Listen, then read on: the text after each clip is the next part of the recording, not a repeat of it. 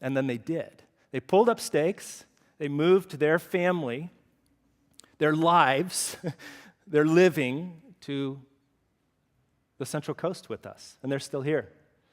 That was so powerful in our lives. And God has used that in our lives over time. That was for them and for us a commitment to constancy. Constancy. Every friendship requires a constancy. Second quality in David and Jonathan's friendship, vulnerability. Notice the depth of language here. The word soul shows up 4 times in these short verses. These men were connecting, in other words, at a soul level. It means that they were sharing not just their thoughts, but their feelings, their fears, their weaknesses, their sins, their vulnerabilities. This requires vulnerability, transparency, risk-taking. I call it showing your underbelly. You know that soft, vulnerable part? I don't know, think of a lizard. You know, a lizard's got an underbelly. I want to suggest to you we all have underbellies, but our natural tendency is to hide our underbellies. True friendship requires that we get past the news of the day and get to what's happening beneath the surface of our lives, on the inside of who we are. And who wants to be friends with someone who appears to have no underbelly? I don't want to be friends with that person. Somebody who they just project that they've got it all together. That doesn't attract me to a person, to a friend. That repels me. And the reason that repels me is because I've got all sorts of underbelly. I got all sorts of fears, vulnerabilities, weaknesses, and sins. So that person who doesn't appear to have an underbelly, that's not a friend for me. I'm not attracted to that friend. A third quality we see in David and Jonathan's relationship: constancy, vulnerability, commonality. Friendships are built around shared interests, shared passions, shared experiences, a commonality. I think this is especially true for men. Women can talk about anything. But men, we're going to connect around an experience most of the time. You know, when we do something together. You know, there's got to be some commonality there. So what commonality do David and Jonathan share? David and Jonathan shared 2 loves, 2 passions. They both loved and were passionate about the Lord.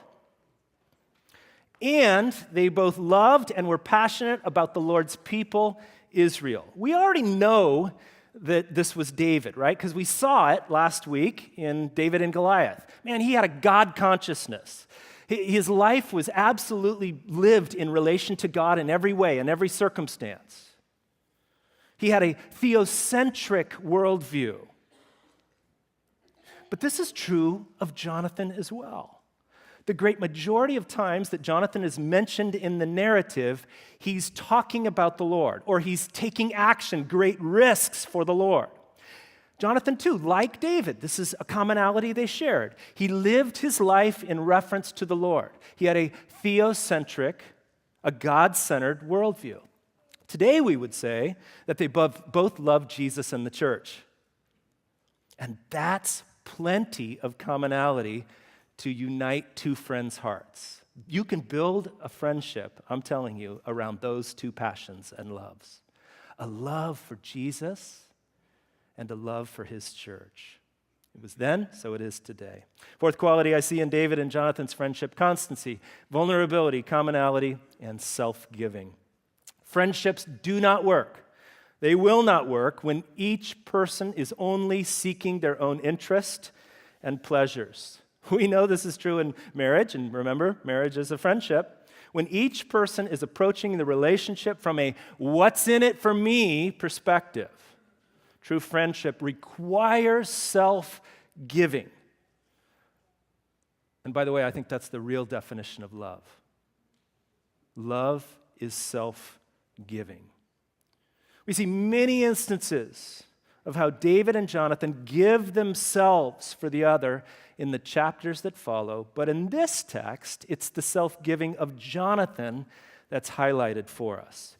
And it's in that profound act at the end of verse 3. Take a look at it again. And Jonathan stripped himself of the robe that was on him and gave it to David, and his armor, and even his sword and his bow and his belt.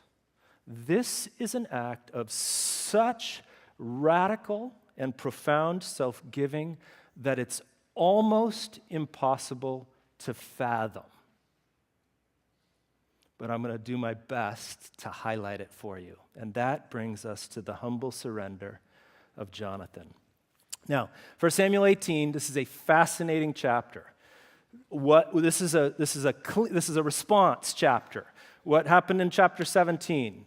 Out of nowhere, or so it seems, the Lord sends this teenage boy, David, into the battle with Goliath.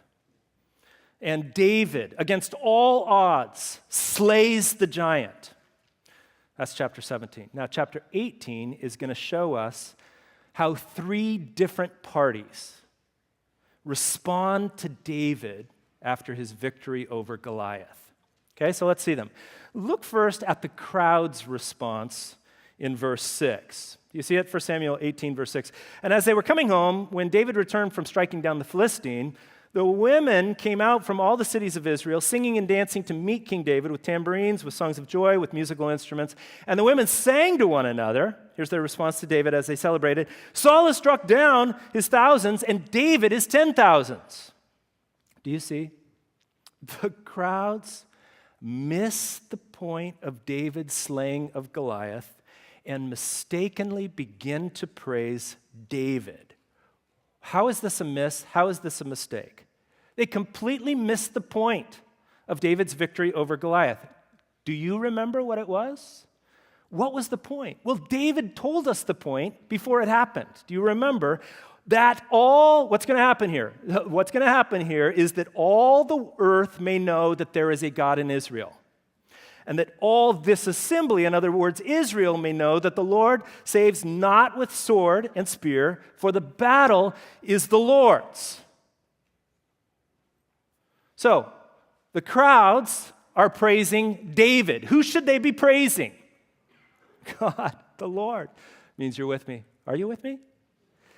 The Lord God is who they should be praising because the battle belonged to the Lord. That was the point of David and Goliath, but they missed it. They completely missed it. And because the crowds praised David instead of the Lord, it drives Saul mad. Take a look, verse 8, chapter 18. Saul was very angry, and this saying displeased him. Understatement.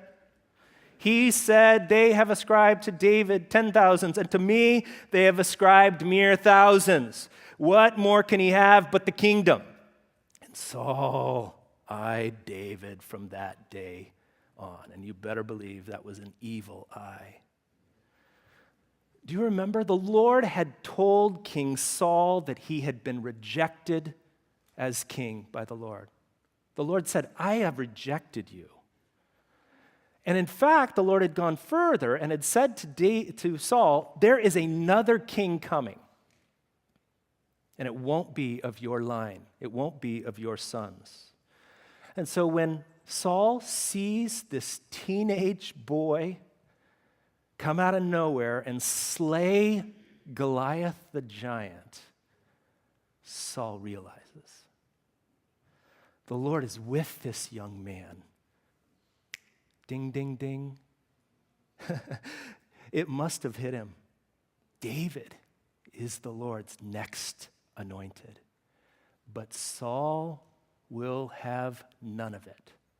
He's going to fight it with everything he's got. He will not accept this God-given reality. Saul gets the point of David's slaying of Goliath, but resists, fights God's work, and begins instead to envy and try to kill David.